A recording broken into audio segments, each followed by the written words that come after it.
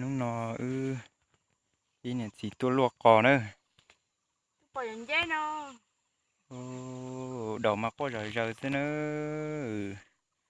Luôn luôn là cho tôi chán luôn nó nè. Dễ đâu đi đâu. Chuyện đây dần dễ nói cho mùa hấu nó xuống nữa. Chuyện cái gì tôi để mất cho trâu ra. Nó nè. Cho nó do dễ tự ra. Dễ tự ra này cho nó nè. Rồi mò nữa. Đấy vào nó đâu cùng trả thế là đâu phải nó bên thế nó cũng đe lấy nhỏ con nữa này. Rồi mò thế đó chỉ tao lầu nữa. Chơi cho mấy ấy coi. Đây giờ lo rồi. Nó dễ tự ra nữa. Nhớ tới chờ tao xía chị. Mình dễ pan nó hồn đông vậy nó dần dễ rung nó nữa. Thế chỉ mà cá đuôi cho dễ pan hồn đông nữa.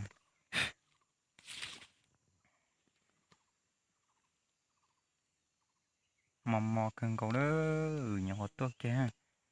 Chỗ cây rồi rời ha. Thế chỉ tao lo chỉ tao thua nè. Chả lư do xong họ tế thế tua chẳng dễ nào thế nè.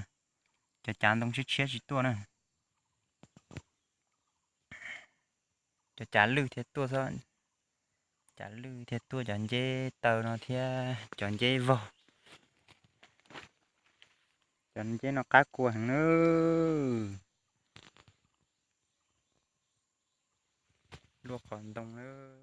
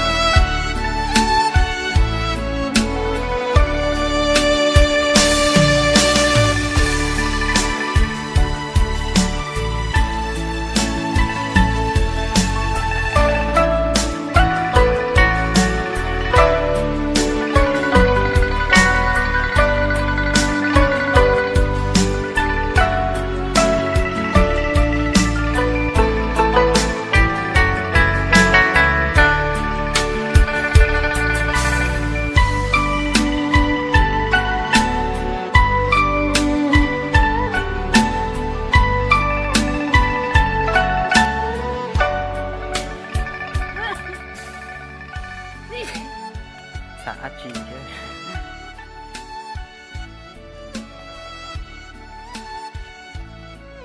Cho một cho chị bạn cho một thị còn nó cá nữa chọn dễ nó này dễ tự ra thêm dễ vô dễ cá sắp tới nữa thêm dễ xài chúng ta sẽ chỉ tế hỏi dễ là những cá sắp tới nữa còn lúc chanh thu nam thì nó gì tua được rồi đó dễ là cái rồi tua dễ tự ra dễ vô mình dễ xài là tua được rồi đó.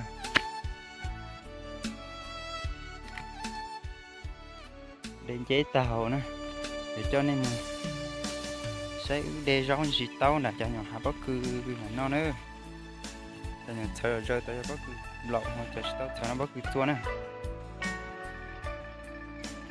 tao này nó những tay chống thì kìa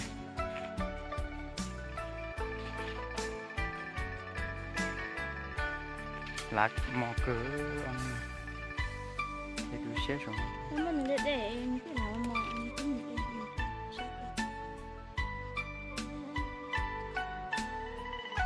ui muốn đi đu một chơi khó lúc gì thế này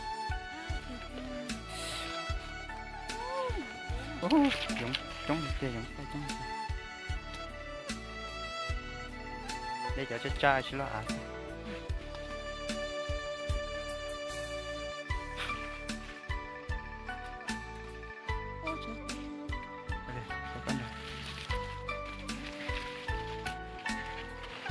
cho có cái chua nhà họ pin rong rê rồi rồi sợ thế cho có cùng rồi nó chơi chi rong gì tí cho nó món lo nó xì tút sợ rồi mình sẽ lép đi vào có cái chi rong nữa này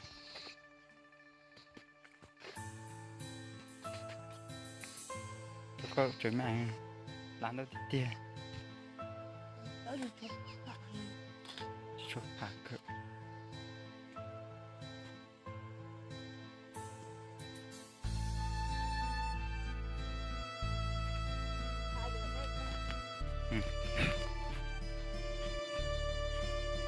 giờ bất cứ này bất cứ lầu số giờ là bất cứ ổn bua này để cho nhá số bao nhiêu nó thì để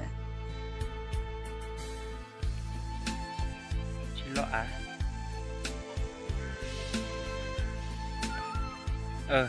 để mẹ cho nó sửa rồi mẹ đây là té lọt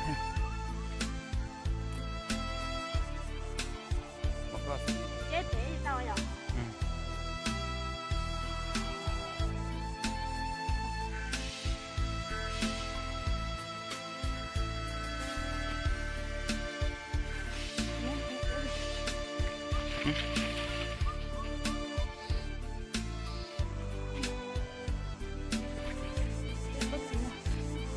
mà lo tê bất cứ này chỉ chơi ra áo lúc co thế mà thì có tóc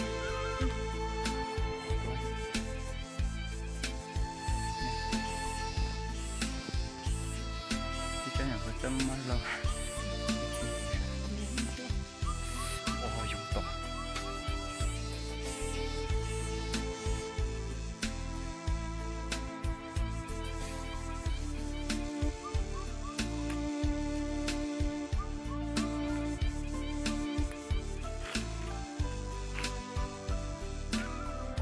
mấy người chỉ lúaอย่างcái lúa tan nó giờ có nó đi chỗ nọ ra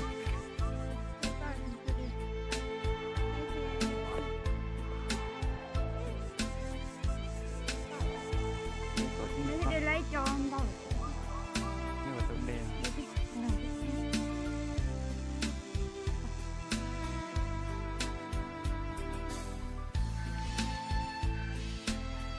chơi rau mà nó sụt ra